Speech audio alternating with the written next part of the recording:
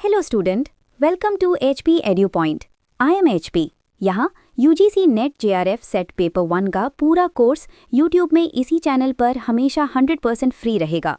रही बात नोट्स की, आप वीडियो से खुद नोट्स बनाएं तो बेस्ट है, लेकिन अगर आपको एग्जाम रेडी मटेरियल चाहिए तो मैंने अपने रियल JRF एक्सपीरियंस से premium typed PDF notes design किए हैं।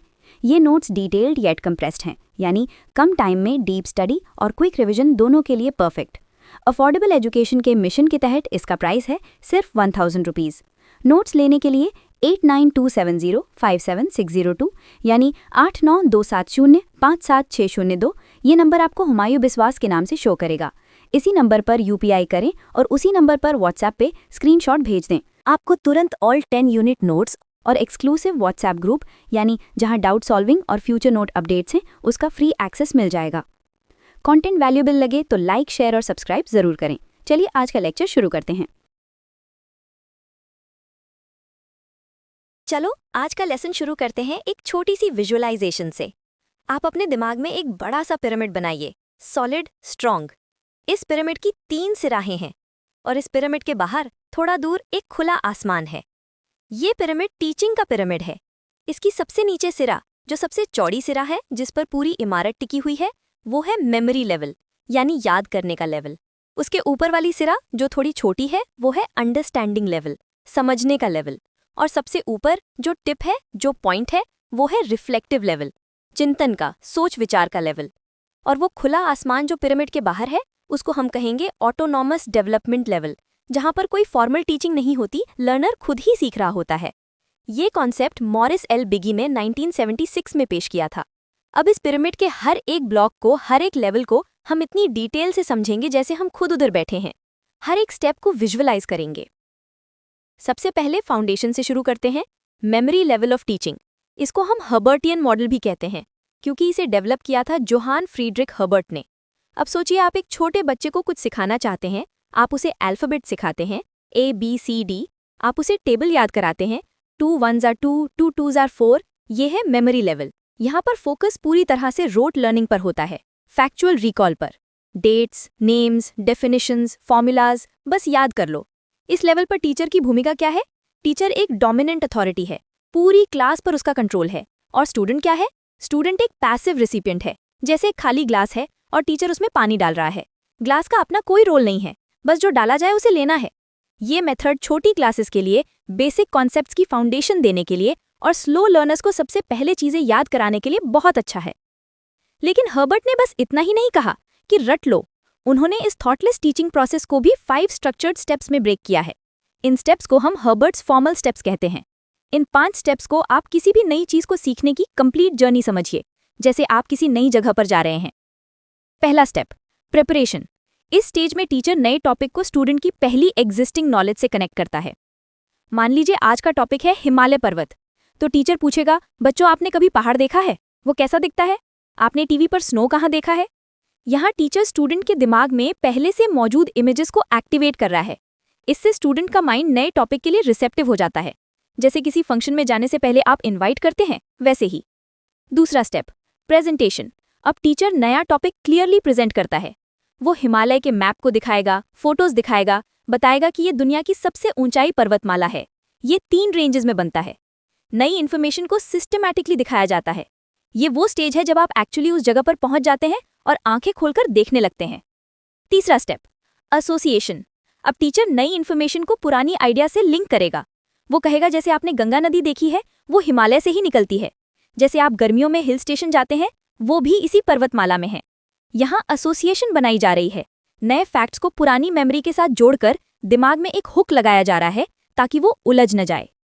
चौथा स्टेप, जनरलाइजेशन। अब स्टूडेंट खुद इन फैक्ट से एक जनरल प्रिंसिपल निकालेगा। जैसे हिमालय देश की नेचुरल सिक्योरिटी का काम करता है। हिमालय से बहुत सी नदियां निकलती हैं जो हमारी फार्मिंग के काम आती हैं। यहाँ स्टूडेंट डिफरेंट फैक्ट्स को जोड़कर एक जनरल रूल या प्रिंसिपल बना रहा है। और आखिरी 5वां स्टेप, एप्लीकेशन। अब इस प्रिंसिपल को नई सिचुएशंस में टेस्ट किया जाता है। टीचर पूछेगा, अगर हिमालय ना होता तो मौसम पर क्या असर पड़ता? अगर हिमालय में स्नो ना होता तो क्या होता? यहाँ स्टूडेंट अपनी बनी हुई जनरल नॉलेज को अप्लाई करके देखता है। तो देखिए, मेमोरी लेवल भी इतनी सिस्टमैटिक है। इसके एडवांटेजेस क्या है? फाउंडेशन स्ट्रांग बन जाती है। यंग चिल्ड्रन के लिए अच्छा है, स्लो लर्नर्स को कॉन्फिडेंस आता है कि उन्होंने कुछ याद कर लिया, लेकिन इसके डिसएडवांटेजेस भी बहुत बड़े हैं। यहाँ अंडरस्टैंडिंग बिल्कुल नहीं होती, क्रिटिकल थिंकिंग जीरो होती है, स्टूडेंट टीचर इंटरैक्शन बहुत कम होती है, स्टूडेंट की क्रिएटिविटी मर जाती है और हायर क्लासेस के लिए ये बिल्कुल भी सूटेबल नहीं है। एग्जाम में आता है मेमोरी लेवल टीचर डोमिनेटेड होती है। ये स्टेटमेंट कभी भी गलत नहीं होगी। अब हम अपने टीचिंग पिरामिड की दूसरी सिरा पर चढ़ते हैं, अंडरस्टैंडिंग लेवल ऑफ टीचिंग। इसको मॉरिसोनियन मॉडल भी कहते हैं, H.C. मॉरिसन के नाम से। अगर मेमोरी लेवल क्या पर फोकस करती है, तो अंडरस्टैंडिंग लेवल कैसे और क्यों, हाउ एंड वाई पर फोकस करती है। यहाँ पर कॉम्प्रिहेंशन होती है, मीनिंग्स को समझने की, प्रिंसिपल्स को, रिलेशनशिप्स बिटवीन कॉन्सेप्ट्स को। इस लेवल का नेचर थॉटफुल होता है। यहाँ teacher says on the stage नहीं बल्कि गाइड बाय द साइड बन जाता है। इंटरैक्शन हाई होती है, सेमिनार्स होते हैं, डिबेट्स होते हैं, ग्रुप डिस्कशंस होते हैं। मॉरिसन ने भी इस थॉटफुल प्रोसेस को 5 स्टेप्स में ब्रेक किया है। इन स्टेप्स को हम मॉरिसन्स फॉर्मल स्टेप्स कहते हैं। पहला स्टेप, एक्सप्लोरेशन। इस स्टेज में टीचर एक्सप्लोर करता है कि स्टूडेंट के पास पहले से क्या नॉलेज है। वो डायग्नोस्टिक टेस्ट्स ले सकता है, डिस्कशन शुरू कर सकता है, क्वेश्चंस पूछ सकता है। मान लीजिए टॉपिक है डेमोक्रेसी, तो टीचर पूछेगा, आपको डेमोक्रेसी का मतलब क्या लगता है? आपने कभी वोटिंग का प्रोसेस देखा है? यहाँ टीचर स्टूडेंट की करंट अंडरस्टैंडिंग लेवल और उनकी नीड्स को आइडेंटिफाई कर रहा है। दूसरा स्टेप, प्रेजेंटेशन। अब टीचर कंटेंट को एक स्ट्रक्चर्ड, सीक्वेंशियल मैनर में प्रेजेंट करेगा। वो डेमोक्रेसी की डेफिनेशन बताएगा, उसके टाइप्स बताएगा, फीचर्स बताएगा, एडवांटेजेस और डिसएडवांटेजेस बताएगा। लेकिन ये प्रेजेंटेशन एक स्टोरी टेलिंग की तरह होगी, ना कि फैक्ट्स की लिस्टिंग की तरह। तीसरा स्टेप, एसोसिएशन। ये सबसे इंपॉर्टेंट स्टेप है अंडरस्टैंडिंग लेवल की। यहाँ एसोसिएशन होती है, यानी इंटरनलाइजेशन। स्टूडेंट को टाइम दिया जाता है कि वो दिए गए मटेरियल के साथ एंगेज करे। वो अपनी स्पीड से पढ़े, नोट्स बनाए, डायग्राम्स एनालाइज करे, एग्जाम्पल्स ढूंढे। जैसे खाना खाने के बाद उसको हजम होने का टाइम चाहिए, वैसे ही नॉलेज को भी हजम होने का टाइम चाहिए। इस स्टेज में स्टूडेंट एक्टिवली सीख रहा होता है। चौथा स्टेप, ऑर्गेनाइजेशन। अब स्टूडेंट अपनी न्यूली एक्वायर्ड नॉलेज को सिस्टमैटिकली ऑर्गेनाइज करेगा। वो माइंड मैप्स बना सकता है, टेबल्स बना सकता है, समरीज लिख सकता है। वो डेमोक्रेसी के कॉन्सेप्ट्स को अपने दिमाग में एक स्ट्रक्चर में जोड़ कर रखेगा। पांचवा स्टेप, रेसिटेशन। ये मॉरिसन का सिग्नेचर स्टेप है। यहाँ स्टूडेंट अपनी अंडरस्टैंडिंग को अपने शब्दों में एक्सप्रेस करेगा। वो क्लास के सामने एक्सप्लेन करेगा, किसी दूसरे स्टूडेंट को समझाएगा, एक शॉर्ट प्रेजेंटेशन देगा। जब आप किसी चीज को दूसरों को समझा पाते हैं, तब मान लीजिए आपको खुद उसकी सच्ची अंडरस्टैंडिंग हो गई है। ये रेसिटेशन एक टेस्ट है कॉम्प्रिहेंशन का। इस लेवल के एडवांटेजेस बहुत हैं। इफेक्टिव लर्निंग होती है, कॉग्निटिव डेवलपमेंट अच्छा होता है, और ये लेवल रिफ्लेक्टिव थिंकिंग के लिए फाउंडेशन बनाता है। लेकिन डिसएडवांटेजेस भी हैं। कभी कभी ये इंडिविजुअल लर्निंग स्टाइल्स को इग्नोर कर देता है, और इसमें भी हायर ऑर्डर थिंकिंग जैसे एनालिसिस और इवैल्यूएशन पर उतना फोकस नहीं होता। अब हम आते हैं हमारे पिरामिड की छोटी सी लेकिन सबसे इंपॉर्टेंट टिप पर, रिफ्लेक्टिव लेवल ऑफ टीचिंग। ये है बिग एंड हंट्स मॉडल। अगर अंडरस्टैंडिंग लेवल क्यों पूछती है, तो रिफ्लेक्टिव लेवल पूछेगी क्यों नहीं।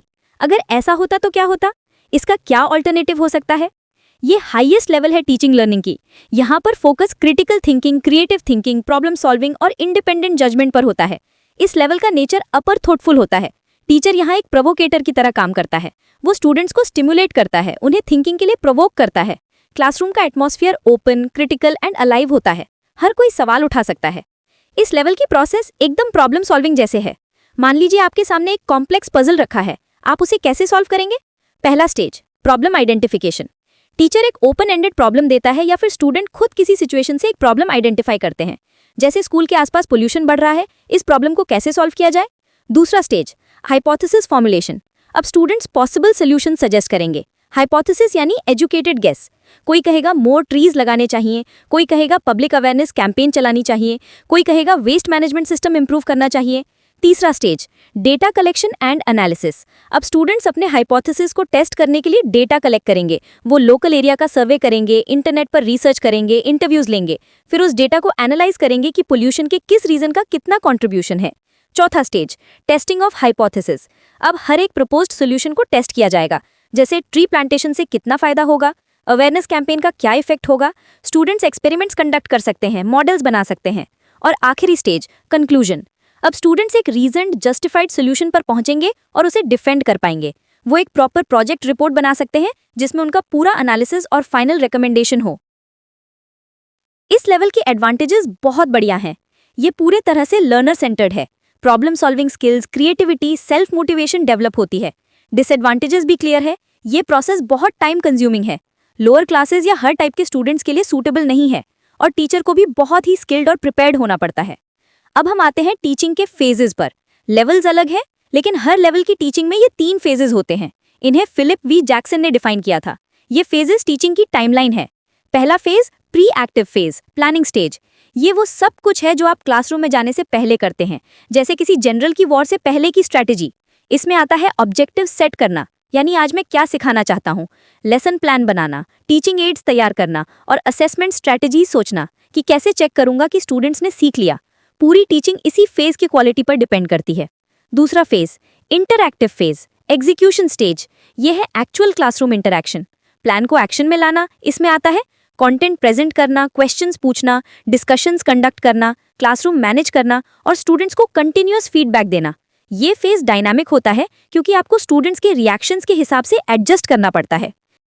तीसरा फेज पोस्ट एक्टिव फेज यानी इवैल्यूएशन स्टेज। ये वो सब है जो क्लास के बाद होता है, जैसे वॉर के बाद एनालिसिस। इसमें आता है टेस्ट्स कंडक्ट करना, असाइनमेंट्स चेक करना, लेसन की इफेक्टिवनेस एनालाइज करना, यानी क्या मेरा ऑब्जेक्टिव अचीव हुआ, कहाँ कमी रह गई, और अपनी टीचिंग मेथड्स को इम्प्रूव करने के लिए रिफ्लेक्शन करना। ये phase next pre active phase के लिए इनपुट देता है। अब हम एक और बहुत ही पावरफुल फ्रेमवर्क समझेंगे जो टीचिंग ऑब्जेक्टिव सेट करने में मदद करता है, ब्लूम्स टैक्सोनॉमी। इसका कॉग्निटिव डोमेन तो आपने सुना ही होगा, लेकिन आज हम अफेक्टिव और साइकोमोटर डोमेन को भी डीप में समझेंगे। कॉग्निटिव डोमेन 1956 ओरिजिनल वर्जन ये था knowledge, comprehension, application, analysis, synthesis, evaluation. इसको 2001 में रिवाइज किया गया। रिवाइज्ड वर्जन ये है, पहला रिमेंबरिंग, फैक्ट्स को रिकॉग्नाइज करना या रिकॉल करना। दूसरा अंडरस्टैंडिंग, आइडियाज को एक्सप्लेन करना, समराइज, पैराफ्रेज करना। तीसरा अप्लाइंग, नई सिचुएशंस में लर्न्ड मटेरियल को यूज करना। चौथा एनालाइजिंग, मटेरियल को उसके पार्ट्स में तोड़ना, रिलेशनशिप समझना। पांचवा इवैल्यूएटिंग, इन्फॉर्मेशन के बेसिस पर जजमेंट्स लेना, क्रिटिसाइज करना। और छठा क्रिएटिंग, डिफरेंट एलिमेंट्स को मिलाकर कुछ नया ओरिजिनल बनाना। इन्हें याद रखने का शॉर्टकट है RUAAC, RU1, यानी remembering, understanding, applying, analysing, evaluating, creating. Exam में ये हायरार्की पक्का पूछी जाती है कि कौन सा लेवल किससे ऊपर है। लेकिन इंसान सिर्फ सोचता ही नहीं है, वो महसूस भी करता है, अफेक्टिव, और फिजिकल एक्शन भी करता है, साइकोमोटर। इसलिए ब्लूम ने 2 और डोमेन सजेस्ट की थी। अफेक्टिव डोमेन क्रैथोवॉल्स क्लासिफिकेशन, ये इमोशंस, एटीट्यूड्स, वैल्यूज के लिए है। इसके लेवल्स है रिसीडिंग, किसी चीज के प्रति अवेयर होना, उसे नोटिस करना, जैसे एनवायरमेंटल इश्यूज पर ध्यान देना। दूसरा है रिस्पॉन्डिंग, उस स्टिमुलस पर रिएक्ट करना, जैसे रिसाइकलिंग करने के लिए अग्री करना। तीसरा है वैल्यूइंग, किसी आइडिया को वैल्यू देना, उसकी इंपॉर्टेंस मानना, जैसे ये मानना कि पोल्यूशन कंट्रोल हमारा ड्यूटी है। चौथा है ऑर्गेनाइजिंग, डिफरेंट वैल्यूज को अपनी लाइफ में एक सिस्टम में ऑर्गेनाइज करना, प्रायोरिटी सेट करना। और पांचवा है कैरेक्टराइजिंग, वैल्यूज इतनी इंटरनलाइज हो जाना कि वो आपकी पर्सनालिटी का पार्ट बन जाएं, जैसे आप कंसिस्टेंटली हर जगह एनवायरनमेंट फ्रेंडली डिसीजन लेने लगें। साइकोमोटर डोमेन डेव्स क्लासिफिकेशन, ये फिजिकल स्किल्स के लिए है। पहला इमिटेशन, देखकर कॉपी करना, जैसे टीचर की तरह चॉक होल्ड करना। दूसरा मैनिपुलेशन, इंस्ट्रक्शंस के हिसाब से इंडिपेंडेंटली परफॉर्म करना। तीसरा प्रिसीजन, एक्यूरेसी के साथ बिना गलती के परफॉर्म करना। चौथा आर्टिकुलेशन, डिफरेंट स्किल्स को कोऑर्डिनेट करके एक कॉम्प्लेक्स एक्शन करना, जैसे ड्राइविंग करते हुए गियर चेंज करना, स्टीयरिंग संभालना, मिरर देखना, सब एक साथ। और पांचवा नेचुरलाइजेशन, स्किल इतनी प्रैक्टिस के बाद ऑटोमेटिक हो जाना कि आपको कॉन्शियसली सोचने की भी जरूरत न पड़े, जैसे एक्सपीरियंस ड्राइवर का ड्राइव करना। अब एक और टैक्सोनॉमी जो यूजीसी नेट में आती है, सोलो टैक्सोनॉमी। सोलो का मतलब है structure of observed learning outcomes. इसको जॉन बिग्स और केविन कॉलिंस ने बनाया था। ये बताती है कि स्टूडेंट्स की अंडरस्टैंडिंग किस तरह से सरफेस लेवल से डीप लेवल की तरफ बढ़ती है। इसके 5 लेवल्स हैं। पहला प्री स्ट्रक्चरल, स्टूडेंट टॉपिक से रिलेटेड कुछ भी नहीं जानता। जब आप कोई नया सब्जेक्ट शुरू करते हैं तब आप इसी स्टेज पर होते हैं। दूसरा यूनि स्ट्रक्चरल, स्टूडेंट एक ही रेलेवेंट पॉइंट जानता है लेकिन उसे भी पूरी तरह से समझता नहीं, जैसे हिमालय बड़ा पहाड़ है। तीसरा मल्टी स्ट्रक्चरल, स्टूडेंट कई सारे रेलेवेंट पॉइंट्स जानता है लेकिन वो उन पॉइंट्स को आपस में कनेक्ट नहीं कर पाता, जैसे हिमालय ऊंचाई है, स्नो है, गंगा निकलती है, सिक्योरिटी देता है, लेकिन ये बताना मुश्किल है कि इन सब का आपस में क्या संबंध है। चौथा रिलेशनल, स्टूडेंट सारे पॉइंट्स को आपस में कनेक्ट कर सकता है, एक कंप्लीट पिक्चर बना सकता है। जैसे हिमालय की ऊंचाई और स्नो इसके ग्लेशियर्स बनाते हैं, जो नदियों का सोर्स हैं, जो एग्रीकल्चर के लिए वाटर देती हैं, और ये पहाड़ देश की सिक्योरिटी भी करते हैं। यहाँ अंडरस्टैंडिंग क्वालिटेटिव हो जाती है। और पांचवा, एक्सटेंडेड एब्स्ट्रैक्ट। स्टूडेंट इस टॉपिक को नए एब्स्ट्रैक्ट आइडिया से जोड़ सकता है, नए प्रिंसिपल्स बना सकता है। जैसे हिमालय की जियोलॉजिकल हिस्ट्री को समझकर हम क्लाइमेट चेंज के फ्यूचर प्रेडिक्शंस कर सकते हैं, या इस मॉडल को दुनिया के दूसरे माउंटेन रेंजेस को समझने के लिए अप्लाई कर सकते हैं। यहाँ एक बहुत ही इंपॉर्टेंट इंसाइट है, सोलो की पहली 3 स्टेजेस प्री, यूनी और मल्टी स्ट्रक्चरल, ये क्वांटिटी ऑफ नॉलेज को असेस करती हैं, यानी कितना याद है। और आखिरी 2 स्टेजेस रिलेशनल और एक्सटेंडेड एब्स्ट्रैक्ट, ये क्वालिटी ऑफ अंडरस्टैंडिंग को असेस करती हैं, यानी कितना समझ है। एग्जाम में ये डिफरेंस पूछा जा सकता है। अब हम आते हैं आज के लेसन के एकदम हार्ड पार्ट पर, टीचिंग मॉडल्स, पेडागोजी, एंड्रागोजी और ह्यूटागोजी। ये तीनों मॉडल्स एक स्पेक्ट्रम बनाते हैं जो टीचर डायरेक्टेड से लेकर लर्नर डायरेक्टेड एजुकेशन तक जाता है। इन्हें हम साइड बाय साइड कंपेयर करेंगे ताकि आप कभी भी कंफ्यूज ना हो। पहला मॉडल है पेडागोजी। ये है चाइल्ड लर्निंग का मॉडल। पेड का मतलब चाइल्ड। यहाँ टीचर एक अथॉरिटी फिगर है जो डिपेंडेंट लर्नर को नॉलेज ट्रांसमिट करता है। फोकस कंटेंट डिलीवरी पर है।